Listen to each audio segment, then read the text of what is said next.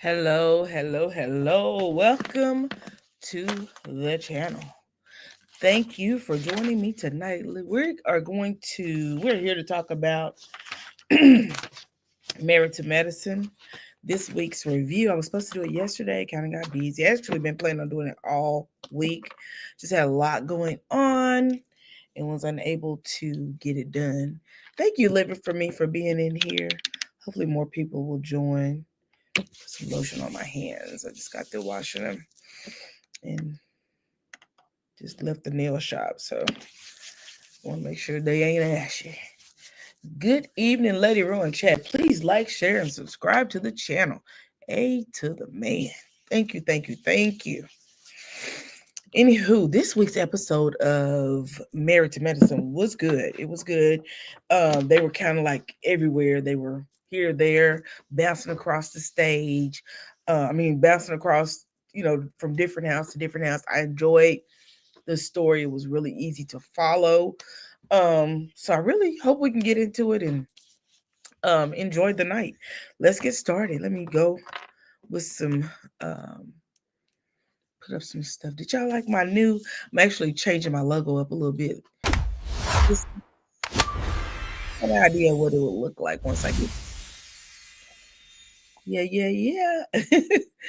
Please like, share, and subscribe. Please like, share, and subscribe. Fair use disclaimer. Some material in this video is used under U.S. Copyright Fair Use Section 107 for purposes such as commentary, criticism, and news reporting. Hey, Symmetry. Thanks for joining the live and education. Today, we're just going to be doing some commentary. I don't think I have any actual footage to put up. I'm just going to be doing some talking, doing some commentary and some criticism, and hopefully a little bit of education. We all could learn from each other about what's going on. Again, Love and Marriage this week was good. The title was Makeups and Breakups. And child, when I tell you, at the end of the episode, I was like, "What? Whoa!" Because it was going a little too fast, doing a little too much. So let's start. The episode opens up with Dr. Mimi in her office. Her husband Steve drives up with the kids, and the daughter comes running in, and she says, "Hello!" And her mom goes, "What are you doing here?" And she said, "It's office camp." And she was like, "Oh no, it's not." I thought that was too cute. Then we move over to Dr. Contessa. She's driving down the street in her Sprinter van, and she calls her son Landon, and she says, she was going to take $1 away from him for every time he did not answer the phone when she called. And I thought, don't do that, Dr. Contessa. You know how kids are. But I definitely understand the reason why she threatened him. Because when you call your kids, you expect them to answer the phone, especially when you're paying the phone bill. Then we move over to Dr. Simone. One of her staff members was in her office. And she said, this person, I think she said, worked for her and Dr. Jackie. And she said, who was the toughest boss that she had ever had? And the young lady said, was it her? Simone said, was it me or was it Dr. Jackie? And the employee said both. Then Dr. Simone asked her, who's the sweetest? And the young lady said, both. She did not want to be a part of all that mess. So then we go to the next scene. We arrive at Toya's house. She's laying out by the pool. When I tell you, Toya is the housewife of all housewives. She actually takes her role as housewife really serious, and she is just that. She is a housewife. Eugene takes care of her in the home, and she just comes there and relaxes. So she's laying out by the pool. She's left a note on the island in the kitchen along with a glass of something to drink. Must have been champagne or wine. And she tells him that he needs to come outside. Eugene joins her outside, and Eugene says he wishes that the note said, I wish, meet me upstairs in the bedroom up under the sheets. And Toya goes in and says, oh, Eugene wants it to have adult time more and more now. And I thought, that's pretty typical for men and women as they lose weight. You find that your libido is a little better. There's just things in your body just seem to click a little harder or faster when you start losing weight. So I think that may have been part of that, but she mentioned that. And I said, well, that's a big change because, in past seasons, he really didn't want to be doing it. She was pretty much jumping all over him and he was saying, no. But I guess she's slowing down and he's speeding up. In the confessional, Toya said, I'm tired right now. Eugene said, you better get untired. You better untie yourself, baby. I thought that was hilarious. Toya updates Eugene on Dr. Mimi and Steve's event. And she tells them it was a really cute event. And then she brings up that Dr. Heavenly wasn't there. And, I kind of thought that was really her way to segue to something else when it came to Dr. Heavenly. And then she made the comment that Dr. Heavenly never misses an event. And that's true. Dr. Heavenly usually is at all events, at least from what we see on this end. And then we move over to another scene, Dr. Heavenly and Dr. Damon. Dr. Heavenly's sitting on the sofa with her MacBook. She's typing away, and Dr. Damon comes in down the hallway. And she shows him her campaign slogan or something that she's working on when it comes to her campaign or her strategy. And Dr. Heavenly, as many of you know, is running for state representative of Georgia's District 93. Toya mentions then we switch back over to Eugene and Toya mentions to Dr. Eugene that Dr. Jackie made a joke about Heavenly running for office. And so, but I think Jackie said she was running like for vice president, some say. And Eugene goes, he makes this really funny stank face. I thought that was hilarious. And Toya says, Heavenly is running for state representative or some shit like that. Eugene said, are you for real? Because I think he thought at first it was all a joke. And then they play a montage of Heavenly going off on people like throughout the seasons, her Mariah going at it, her and Toya, just her and everybody going at it. And then Toya asked Eugene, don't you think we should help Heavenly with her campaign? And Eugene said, no, I have to believe in your campaign in order to help you. And I thought that was fitting. But I also do know that they don't live in the same place that Heavenly live. Heavenly lives in, I think it's called Douglasville, and they live on the other end of Atlanta, the other side of Atlanta. So they're not even the same area. So her saying that it was redundant. Um, they return back to Dr. Heavenly and Damon, and they're just sitting there on the couch and they're talking. And she asked Dr. Damon, what do you think? And he was like, I like it, but I don't think he would ever say anything ugly to her like that. Symmetry said, hey, y'all. As the rest of them haven't had exactly all of them. And I thought that was kind of odd too, Symmetry. I didn't put that in my notes, but I said to myself, every single one of them have had a moment. Contessa even later in the episode, she made a comment about Heavenly speaking on Toya's finances. And I thought to myself, that's really rich coming from her, seeing that her and Toya spent a whole season fighting. But girl, it's always the pot calling the kettle and the kettle calling the pot. Good. Hey, Pretty Riri Speaks. Thanks for joining tonight. So that Dr. Damon and Heavenly are they're sitting there and they're conversing and they're talking, and Heavenly looks at Dr. Damon. She goes, we're public figures, Daddy. The way she says Daddy is hilarious to me. And everything affects us. And that kind of segues into a conversation about Damon Jr. being arrested. Heavenly told Damon that he couldn't keep secrets from her. He's like, you can't keep secrets from me, Daddy. And he said it wasn't a secret, which kind of made me think there's more to the story. Because she claims she didn't know about it until like over a year after it happened. Y'all may hear some snoring, so don't say nothing. She told, she said she had to learn about her son being arrested on social media. And what if she had to learn about it on social media, then what else is after Daddy? And I said, lucky enough, the son had Dr. Damon to go to, when he was arrested, because he didn't call her, of course, or as we see, but he called his dad. And it's good that he had someone to go to, because we don't know what the young man was going through. Maybe he was experiencing a moment of whatever. I don't know. A manic moment. I don't know. But whatever it was, he ended up in jail. And we do know that whatever it was like an assault on a public servant or on the police officer. So that said a lot about that. Lord, I was going to whisper. I heard that. What did you hear? I was going to whisper. I heard that, girl. I don't know what you said. Oh, Now you hear everything he ain't started yet.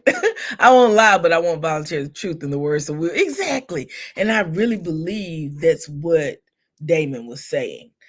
Yeah, he hadn't started yet. He hasn't started that yet. Um, yeah, I think that was the whole thing, is that Damon just didn't really want to tell her everything. So that's why I said there must be more to it, because he didn't. Dr. Damon, again, like I said it wasn't a secret. And then I put in my notes and quotations. So why didn't Heavenly know? If it wasn't a secret, then why didn't she know? Or did she know? She just playing it up for the cameras.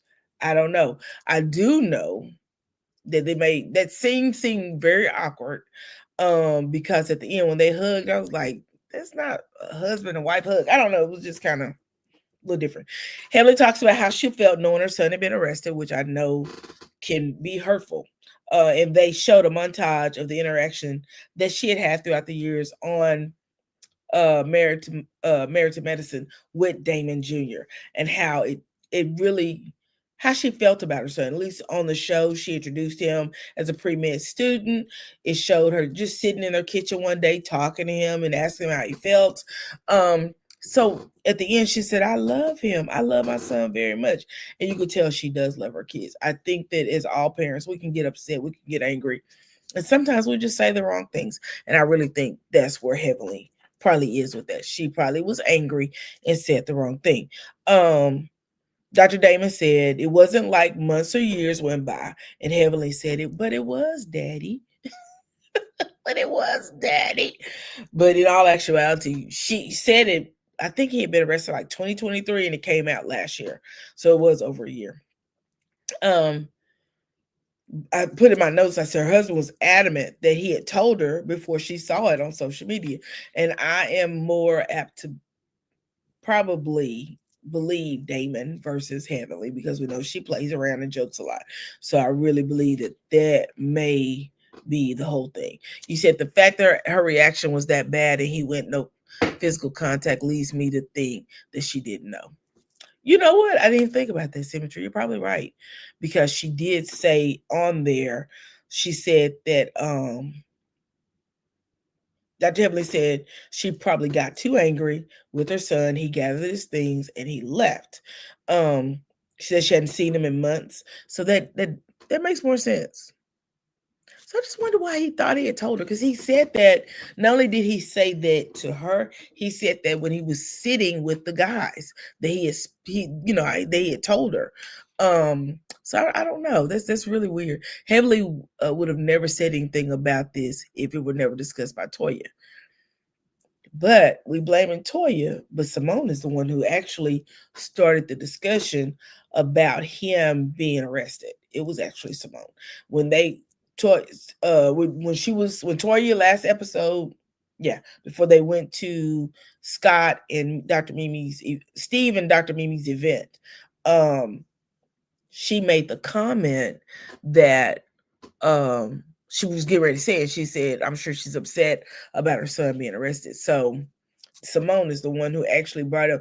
Toya went to say something, but she never got it out of her mouth. She said, I never mentioned that.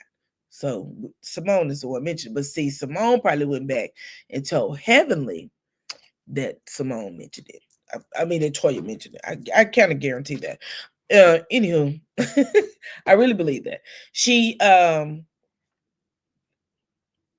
Dr. Heavenly said she don't remember what she said, but it was probably a lot of cussing and a lot of yelling. Dr. Damon then said sometimes things happen that we don't want to happen. And he's right. It's unfortunate that things do happen. Heavenly asked Damon if he could go get him and bring the son to the house. And I thought that was kind of, to me, a mother moment. You know what I'm saying?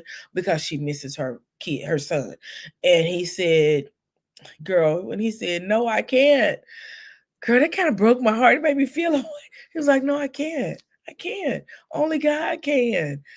And she said, but when he does come back, I'll be there. That's what Heavenly said. And then they hugged. But you could tell that moment where her said, Daddy, can you go get him? Because I'm sure she's probably asked him before if he could get him to come to the house. Because I'm sure he's probably left before and he's come home And they probably talk. Oh, I stand corrected, but I believe that they had every right to bring it up. I agree. I'm not disagreeing with you, not one bit. I agree with Pretty Riri Speaks because Heavenly's brought up everything she's seen on the blog, pretty much everything she's heard. She always brings it up. She said there's some things she hasn't, but I don't know what they could be because, baby, she always unleashes on them. Simone has always started, is she is. She definitely is. Definition of hackling hens. Oh my God, yes. I mean, definitely the definition of hackling hens. So they move on to the next scene. Dr. Contessa and Dr. Scott go to their building that they purchased for their practice. So they are practicing in a building, but they say they've outgrown that particular building. And so they wanted to move. They bought a building so they wouldn't keep paying someone else. And apparently the building must be in an affluent neighborhood because they mentioned it in the scene. Upon entering, there's a toilet, there's some other stuff by the front door, the first entry into the second door. And Contessa says, Scott, I literally asked you if the toilet was still by the front door. And he goes, oh, I didn't see it. I don't know. I don't know. And she said, the toilet being by the front door would mean they had not installed it.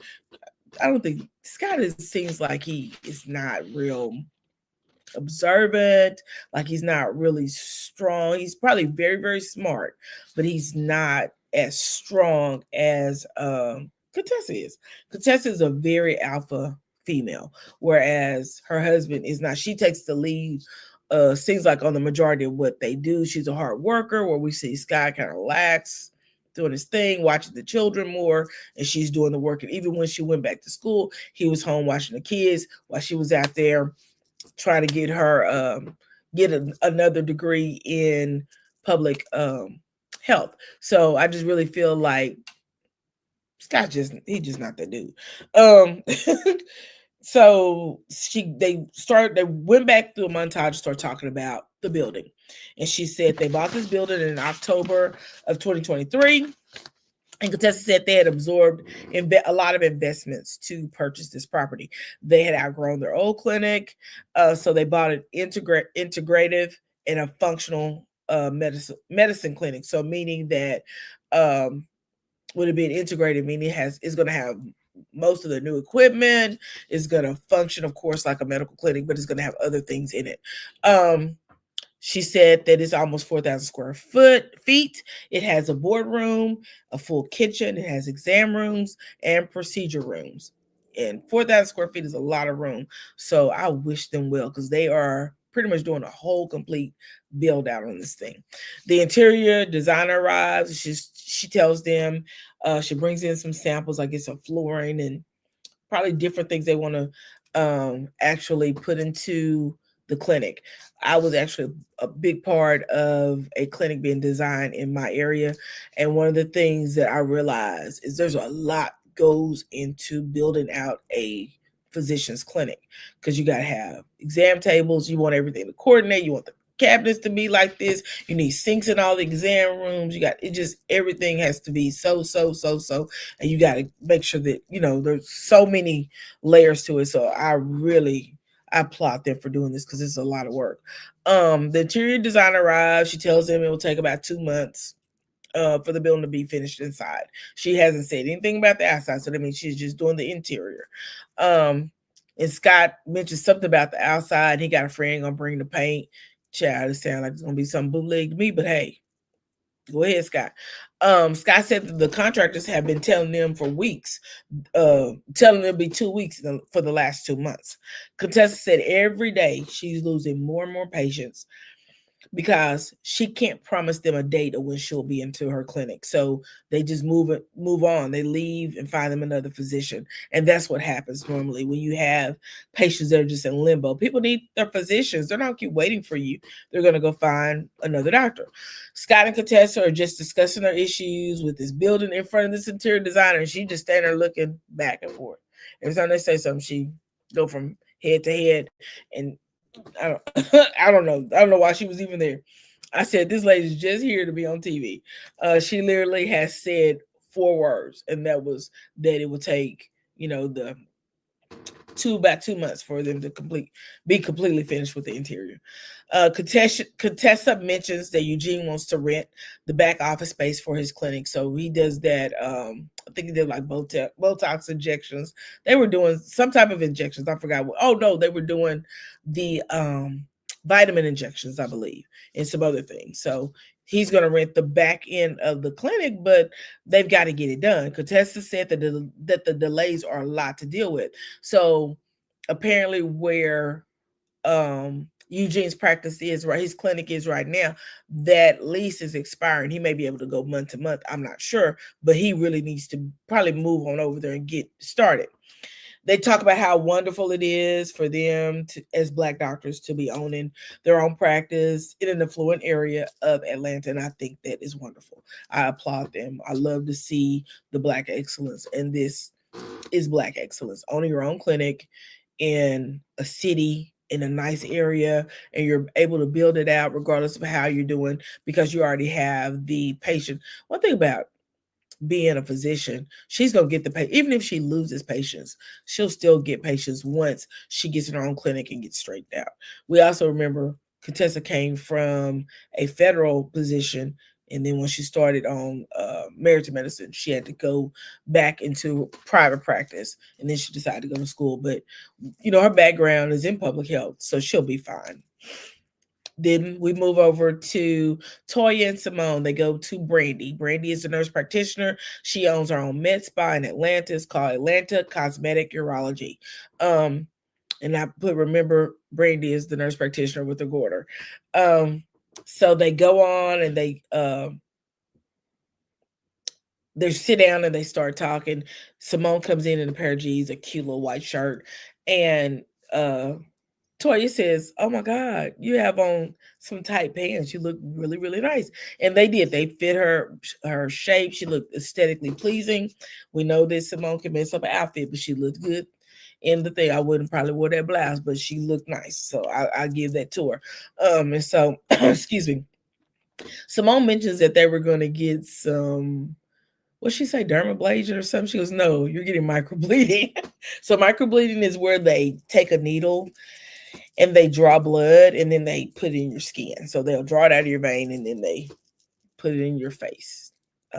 So that's what they were doing. Her med spa does a lot of procedures because Brandy walks us through that. Brandy said she's a wife, a mother of 4, and she said she used to work with Dr. Damon, and she also said hands down he always gets props in her book, and I really believe that because we've heard other people say Dr. Damon is an upstanding guy.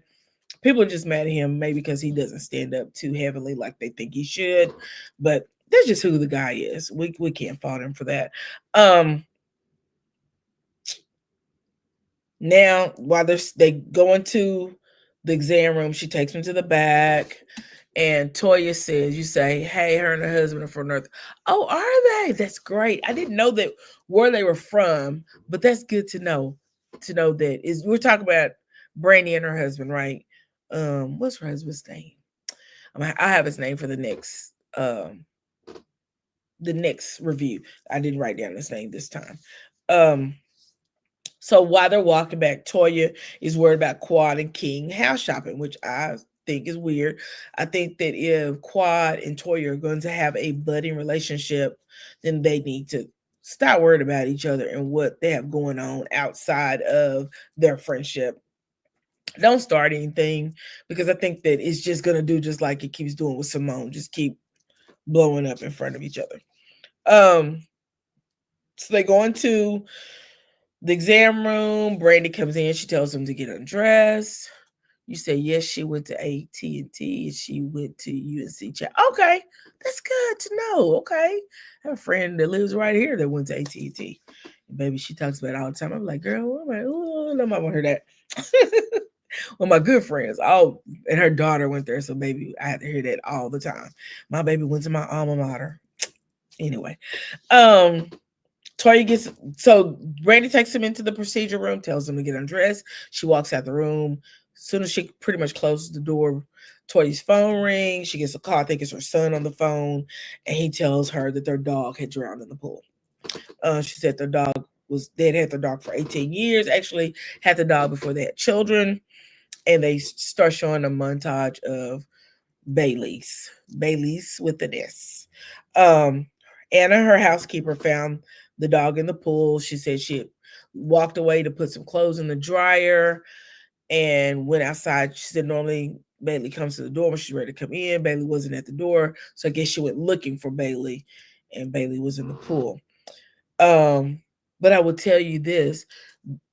Toya says somewhere in the story about she put the dog out before she left. So did Anna put the dog out or Toya put the dog out? And Anna just didn't bring the dog in immediately. I don't know. How did the dog get in the pool? That's what I want to know. Because most dogs, you had a dog for 18 years, but they just moved into this place. So that may be why. But you would think dogs, they go in the same pattern. Our dog, before Lord rest their souls, before they passed away, they had made a whole line around our backyard, just like they just go around in a line. So we had a line that went straight to the back. They walk the fence line, they come back up the side, they go down the other side, and they just had a whole walk-through path that you could walk, child, because they done made them a whole line around the fence.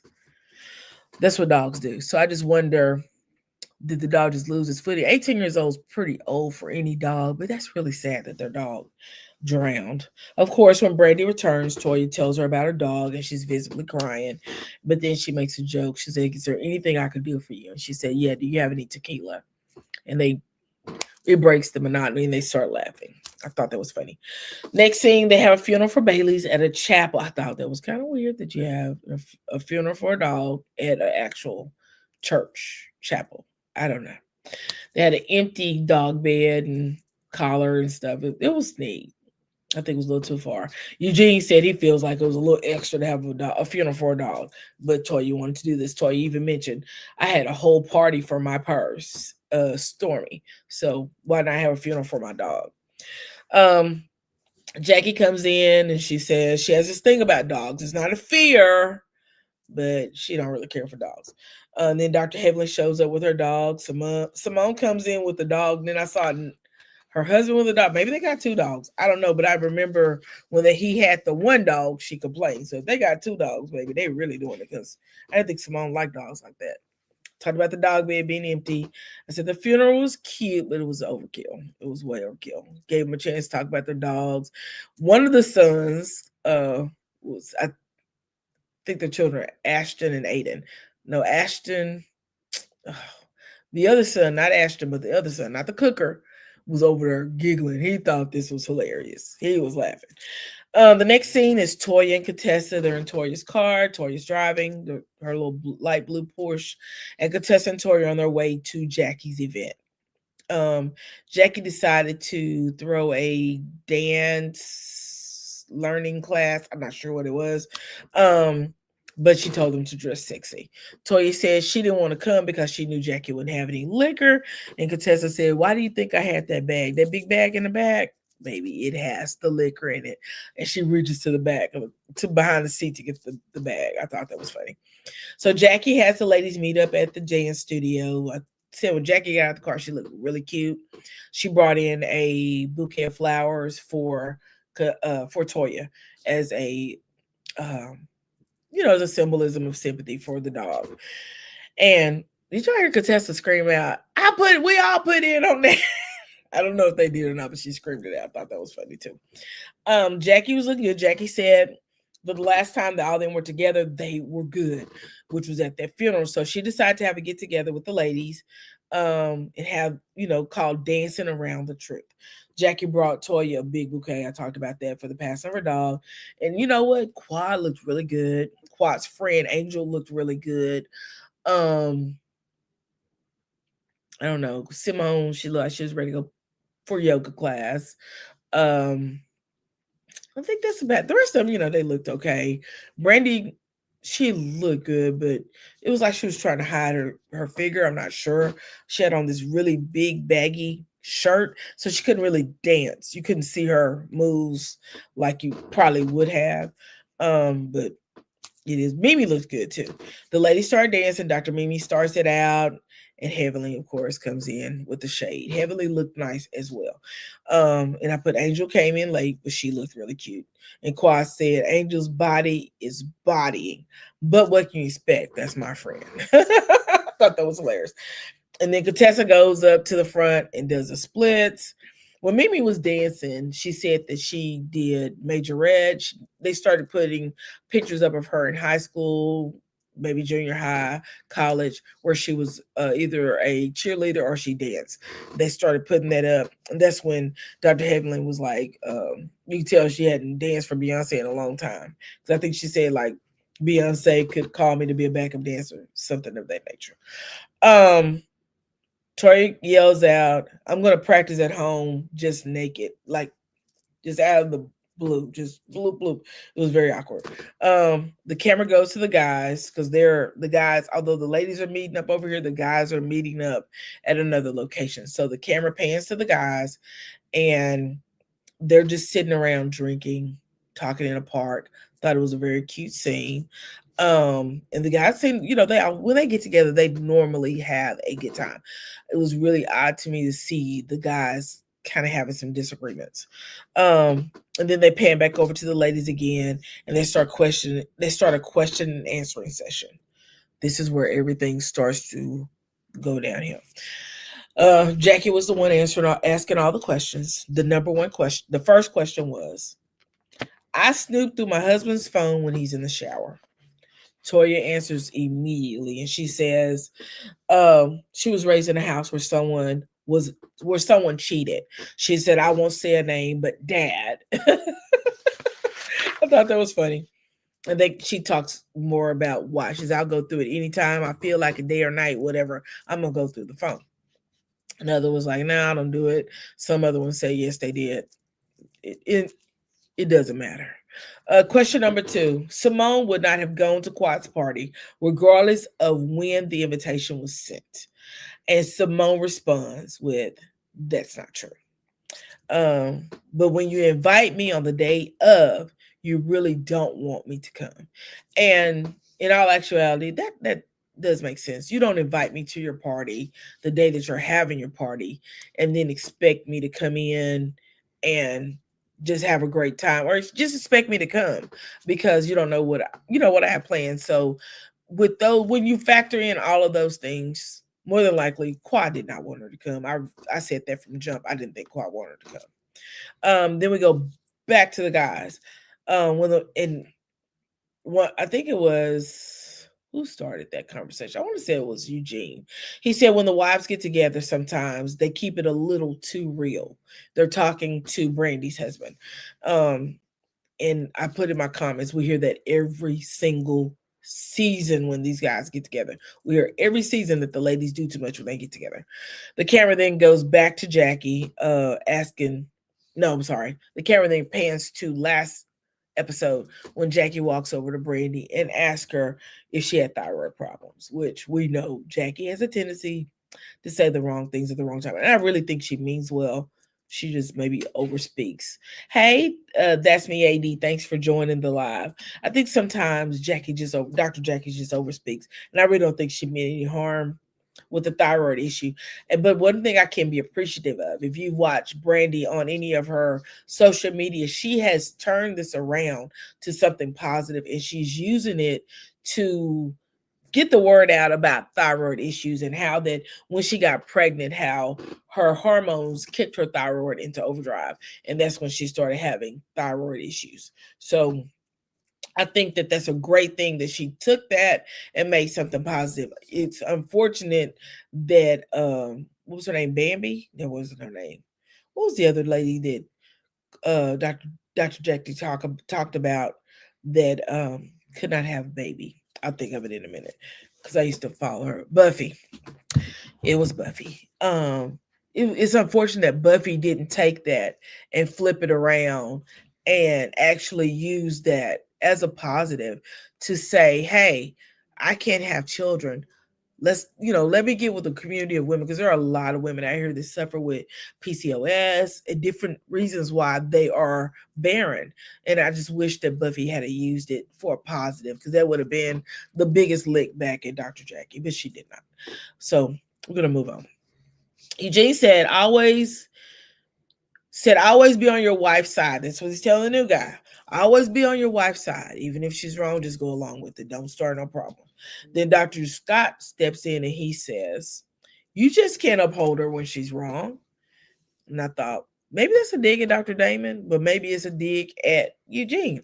I don't know. It's a dig at one of them men that one of those men that love to, uphold their wives when they're wrong. Yeah, it was definitely Buffy. You said she's still going off. Yes, ma'am.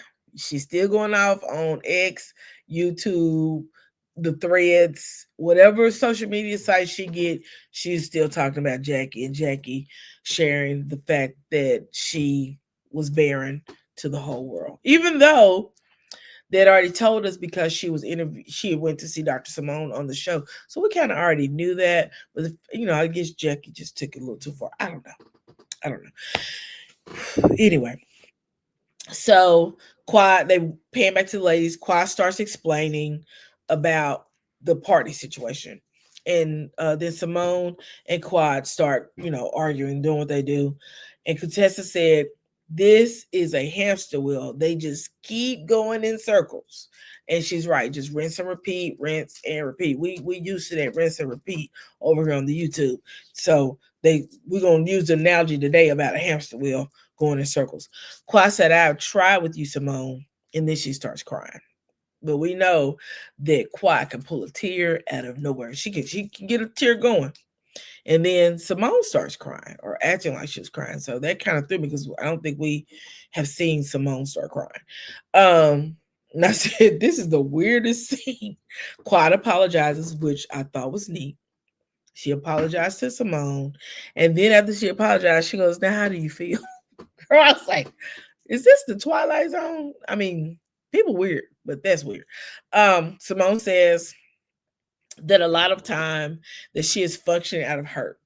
And she says Quad has caused, she said she's functioning out of hurt that she says Quad has caused while she's crying. I said, that ain't why that's not, we're not gonna lie and say Quad just walk around here causing you hurt. We're not gonna do that. That don't even make sense. That don't even make sense. Pretty Riri Speak said that scene was weird. When I say I was sitting in, I had to watch that 4 times. And that's another reason why I did not do the review on Monday, because I had to watch that last scene a few times because I was like, what in the world is happening here? This ain't right. It made no sense at all. It made zero sense. You got this girl crying, this girl crying, then she apologizes, and we go from crying to how you feel. And then you say, oh, you the reason why I be crying all the time. Why I be mad. We know Quad ain't the reason why Simone be mad, girl. Tell that to somebody else who might believe that. Contessa says, let's have a group hug. Let's have a group hug. Dr. Mimi said, no, let them have their moment because they start hugging.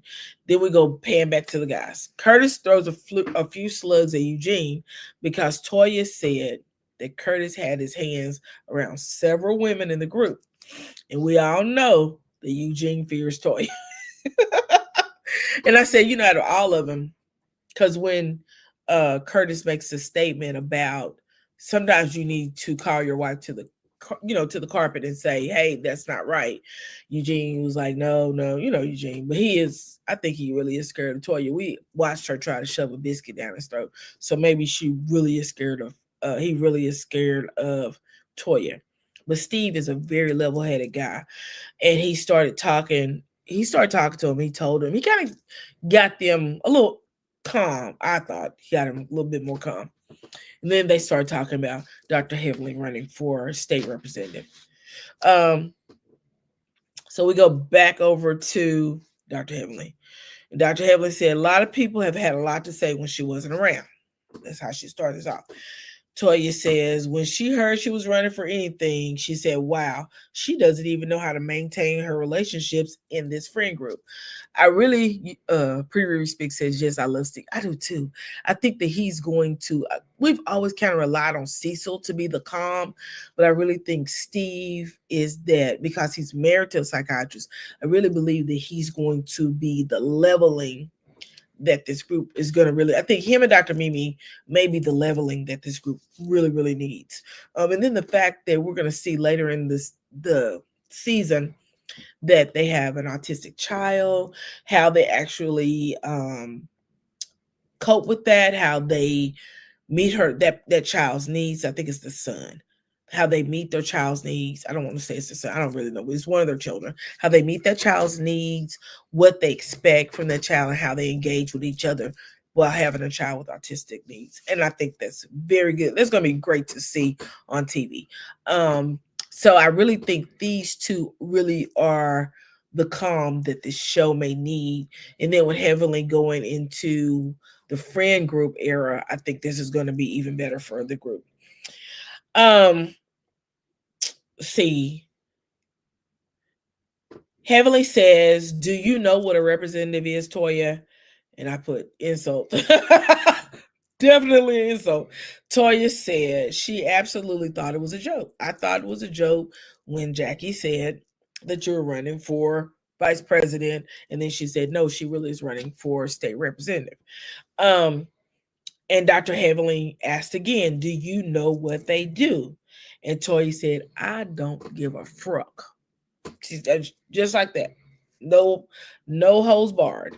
And Toya said, "What I am telling you is that the state representative would not be you." I'm still trying to figure out why Toya mad. Because I thought her and Heavenly were cool, but child, do you? Toya starts over talking. Heavenly, Contessa said that politics is all about digging for skeletons. That's not what politics is all about, but girl, we're gonna go with your story. That's what it's all about. And she said, and if Heavenly can't deal with Toya, then she surely can't deal with the mess that comes with politics. Now that I agree with. If she can't deal with that mouth that Toya has, then it's gonna be hard when people start digging into her past and start throwing, because we know that the journalists are gonna throw slugs at her. That was real rude of Toya. It was. I agree. I totally agree that it was very rude of Toya to say that. Dr. Heavenly says, because she's angry, and I don't know what Toya was saying because they were really over talking each other. And girl, I didn't have enough patience to keep stopping and listening, so I just let it roll on through that. And Dr. Heavenly says, "Keep my kids' names out of your mouth." And Toya said, "I haven't mentioned your kids, but I was going to ask you, how was he doing?" Then that reminded me that Toya really wasn't the one who mentioned it first. It was Simone. But I'm sure Simone's friends with Heavenly. So I'm almost positive that Simone told Dr. Heavenly that Toya asked her about the son. I'm willing to put cash money on it that she asked, that she's the one who said that. But Toya didn't mention Heavenly's son to Simone. That's what I told that's what I'm trying to explain, was that I put that in my notes in quotations, but Toya didn't mention Heavenly's son to Simone. It was the other way around. She went to say something, and Simone said, "Yes, her son was arrested. It is true." I think her statement was, "Yes, it is true." Simone was. And then she began to talk. She didn't say anything negative, but she said, "It's hurtful for your kids to be doing it, to be out here doing things and upsetting their mom. It's upsetting to the mom." So I definitely, we agree with that Simone actually is the one who talked about Heavenly's son, and it wasn't Toya first. Toya said for the last 10 years that Heavenly has dogged out their families. And I said, I guess Toya forgot that she told the world that Mariah Huck's daughter was not Aiden's. I guess she totally forgot about that. I guess she totally forgot about how she came on the first season and she really started messing with Quad. She forgot all about that. She's done the exact same things. Although I don't even know if Toya's ever even gone back and apologized. I think she tried to apologize to Mariah, and Mariah would not accept it. But we're not going to pretend like she didn't do it. She definitely talked about Mariah's daughter not being her husband's child. And in fact, she talked about it so much that it got back to the kid. And it just crazy. When I say crazy, just craziness. You said they all have exactly symmetry. They all have. None of them are scathed of talking about each other. Because when we talk about Toya and Eugene and all the moving, remember There was a whole episode. What was the girl that was the influencer? Her and her husband was the physician. They drove a whole ambulance up there. No, I'm sorry, a moving truck up to a Halloween party that they were having, trying to emulate them. Girl, Toya needs to stop. That's why I said I don't even know why she's going back and forth with Heavenly. I don't know what the deal is. Did something happen off scene off camera that we didn't see? I don't know, but Anila. They drove that moving truck up there. They were dressed like U-Haul workers, ready to move the furniture. But girl, let me tell you this: she rode her for a year. Toya rode her for a year, just like when her and Contessa fell out. She rode Contessa for a year. I'm over Toya. Toya brings a lot of interesting things to the show, but I think she could be the friend of the show as well, because she brings nothing of interest other than moving and showing us a new closet every year. Toya said, "Now enjoy what it feels like, Heavenly," and I thought that was pretty nasty. And now you can enjoy what it feels like. You said, and then Heavenly said, "I know a lot about you that I haven't shared."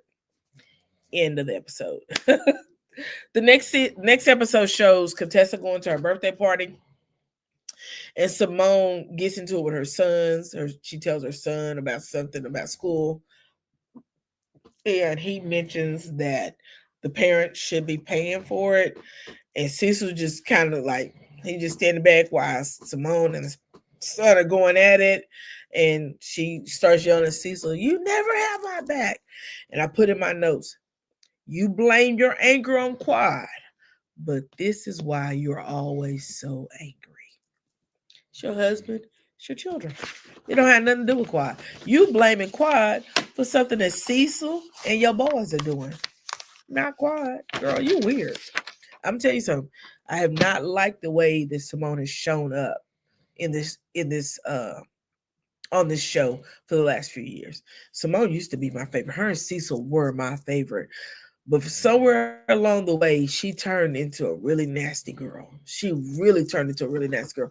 I really thought when she was a leading of getting Mariah off the show, I really thought that was going to be the turning point for the show to really take a turn and be a very good show, but it didn't. There was a turn for her to just be a nice, mean girl. I mean, a nasty girl. We say a lot of times that Jackie's nice, nasty. She may be, but Simone's right there with her. You said it gets her. It's her get back. Remember, the ambush on the show didn't work. That's true. That's true. I didn't think about that. It didn't work. You said not the closet. Yes, ma'am, the closet. Because she gonna show us the closet. Eugene probably have a little corner somewhere in a back room somewhere. There's no telling where his closet is. That poor man out here working 2 or 3 jobs trying to live, keep that girl in Gucci and gold, and girl, she can't even get a meal. The son in her cooking. He in her cooking the steaks. When I tell you Toya is a true housewife, there's no ifs, ands, but she's a true housewife. True housewife. You said, what's wrong with these kids? Cuckoo, cuckoo. He said, exactly. We're talking about Heavenly and Toya and all of them. They forget what they've done in the past. But we who have followed the show, we have not forgotten.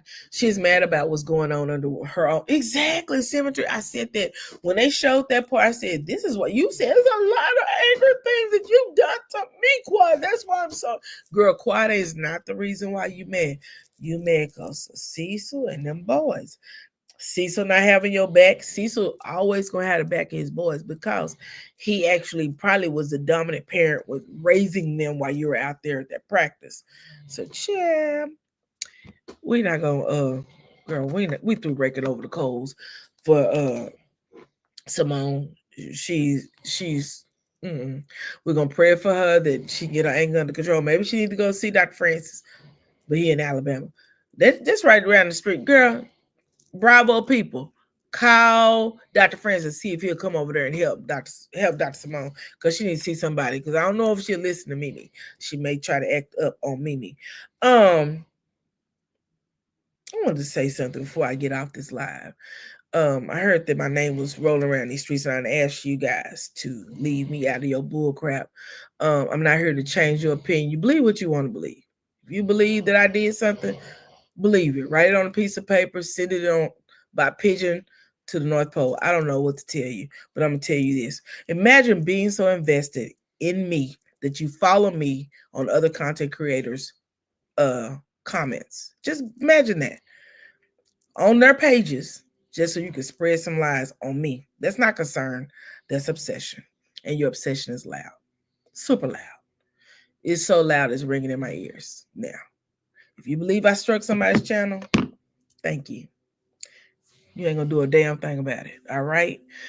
Y'all have a great night. I'm gonna go get me a seafood boil real fast. I'm gonna come back in about, let's see, it's 8:16. I'm gonna come back in about an hour and a half. And we're gonna talk about the chaos that is Peach McIntyre. Because I don't give a damn about nobody being struck. I don't care who done scrub their channel. I don't care nothing about none of that shit. I'm gonna talk about what I'm gonna talk about over here on this channel. Okay. I'm gonna talk about what I'm gonna talk about right here on Lady Rose channel. I'm not striking nobody's channel, but if you think I did, thank you. Bravo. Bravo, because you ain't gonna do a goddamn thing to me. Not a thing. You ain't gonna do a ta-ta. All right? Get that through your thick skull. In fact, what you need to do, I think Anthony always advertised for a dentist. What's that dentist's name? Dr. Roderick? Whoever he is. Ask Anthony what the man's name. Ask him for the number. Go get you some dentures because your friend got out here and said you live in the projects and you got dentures. I had nothing to do with that, but your friend said it. And if you think it's a lie, I got the receipt for that. All right? Leave me alone because I'm not bothering you. I'm not bothering you. But I know you don't have no teeth because I can hear it. I've been in medical profession long enough to know when a person ain't got no teeth because I can hear it by the way you smack your gums. I can hear it. All right? Your good this. Now you and your good this, leave me alone. Okay? Leave me alone. I done asked you to do that once. You keep playing. This is your second strike. 3 times you out. I done told you I ain't struck nobody. Now, if I write something in somebody's comments, because I want to, I'm an adult. I can go on anybody's page I want to. It ain't nothing you can do about it. You can't stop me from going on nobody's page. I'm going to type what I want to. Here's what you do. Instead of mentioning my name, mention Queen Sheba. Because that's who was striking y'all. Not me. I didn't get on my horn and talk about Queen Sheba. You did. I didn't spend all night. I was laying in the bed with my husband, enjoying our sleep or whatever we do in the bed. You and your group was over there for 7.5 hours talking about Queen Sheba, not me. So when it comes down to the striking, you're going to strike with the person. You're going to talk about her. But you're going to talk about her. That's one thing you ain't going to talk. You're going to talk about the queen. You mad because I went over there and I wrote something in the comment. I'm going to tell you this. I subscribe to Queen Sheba and I am a member of her page. And I don't care who don't like it. I'm a member over there at the Queen Sheba Palace. Baby, I'm an adult. I go where I want to go. Queen Sheba be over there giving out good content, be dropping nuggets, and y'all over here missing it based off some hate. Child, hate her on your own time. Don't hate on me, honey. Hate on you, hate her. Anywho, now later, he said, while you watching, please like, share, and subscribe. Thank you. Please like, share, and subscribe.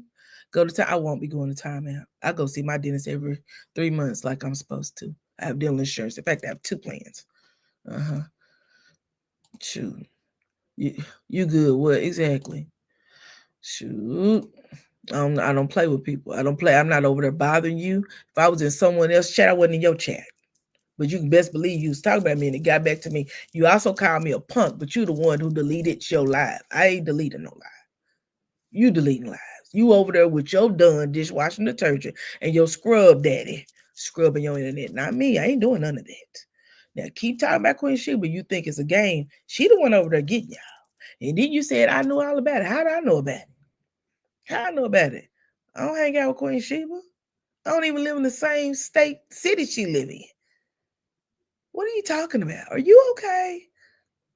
You okay? You might. You know, they said that when you have bad teeth in your mouth, sometimes the infection get into your bloodstream and it mess up your brain. Maybe that's where you at.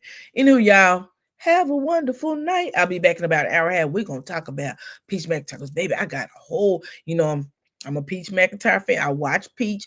I think that Peach is, she going to get the money. I ain't going to say she a great content creator, but I'm gonna tell you this, she get to the money. She know how to get to the money, but I think Peach may be in over her head.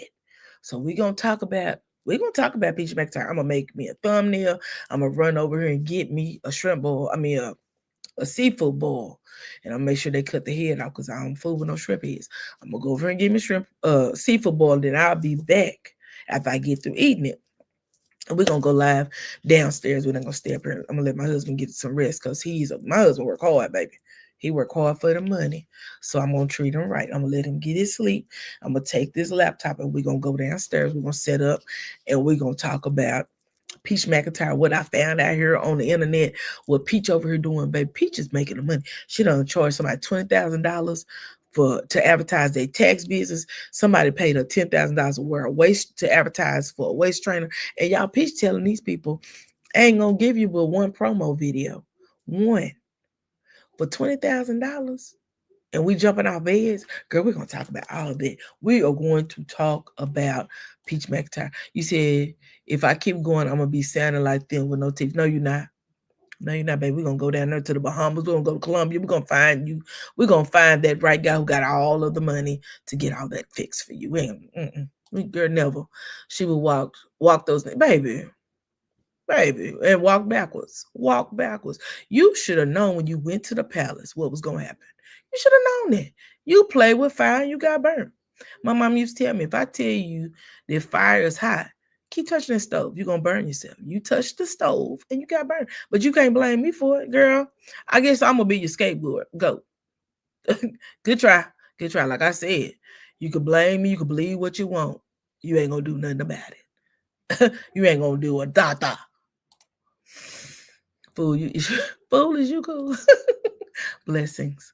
You said, that's okay. Yeah, true. That's who you was over there spending day and night talking. Y'all were talking about her day and night. And y'all thought y'all was going to get away with that. That to me is weird. That is weird. We talking about Queen Sheba.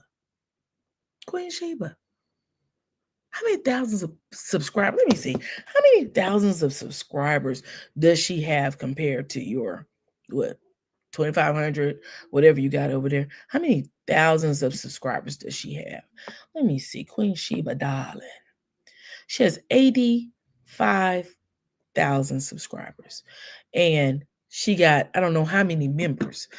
But baby, she is over there making the money. You should get off that little group that you over there, the beef group, the beef sector you in, and go over there and see Queen Sheba and see what she doing to make the money. Because she's making the money. She's putting things forward and she's moving forward. She's showing you things and she's doing in her members only, baby. She throws nuggets out there on that Wednesday Java, baby. She throws nuggets at the table. It's up to you if you don't pick them up. But Queen Sheba, baby, she all right in my book. Until she talk about me, we don't have no problem. I don't agree with everything she say. I don't agree with everything a lot of people say. But guess what? She ain't never done nothing to me. Period. I was not over there watching her based on what other people were saying. Girl, I'm not doing that. I've always snuck into the palace, but baby, I'm in the palace. I got me a chair at the table at the palace. And guess what? We eating over there. She serves steaks and lobsters. And we do it in what did that girl say on Real Housewives of Potomac? I stripped at the place with steaks and lobsters. That part. That part. And she laughing at me. I know you laughing. They really think they can do whatever they want to without consequences. Girl, everything in life has a consequence. When my children were growing up, the one thing I told them, everything you do in life will have a consequence. It may be a good consequence. It may be a bad consequence, but there's going to be a consequence. You determine how your consequences are. No one else. And you can't blame anybody for what you do. And so what if people strike you? If you do something strike worthy and they strike you, baby, take your L and move on. That's what people do in life. Whatever the strike is, they do that. Girl, I ain't got time to be striking. You're not that important to me. I'm over here trying to take flights out of the country. Shoot, I was just 8,000 miles away from my home, and you think I'm worried about you and the fact that you be over there gobble? No, not me. Play follow. Yeah, I don't do that crap. That's not me. I'm a whole grown woman. That part, I move accordingly to what aligns in my exactly. I'm not supposed to be sitting up there listening to you. You ain't talking about nothing. I'm done with the beef sector. I done blocked all y'all, and you still over here running your plop on me, girl. Gummy bear. No, man. Anywho, I hope you have a good night. Those that want to meet me back here around 10 or so, I'll be over here. We're gonna be talking about Peach. We're gonna talk about Peach McIntyre tonight. I'm working on, like I said, redoing my logo. I did not like the one I had. I mean, it was okay. I paid a little bit of money for it, but not a lot of money. So I decided I wanted to get something a little bit more professional as my channel has grown. I appreciate all of my new subscribers. You guys, I do not want, this is not a beef channel. We will not be talking beef. I want to be able to have content that addresses everything. I want to be fluent around the board. I want to bring to you a lot of things. In the morning, we're going to have Saturday Scoop, like we've been saying, like I've been doing for the last few Saturdays, other than when I was out of town or working. So we're going to do all of that. And we're going on tomorrow, but tonight we're going to talk about Peach McIntyre because Peach McIntyre is intriguing to me for some reason. I don't know. I think it's because she has managed to,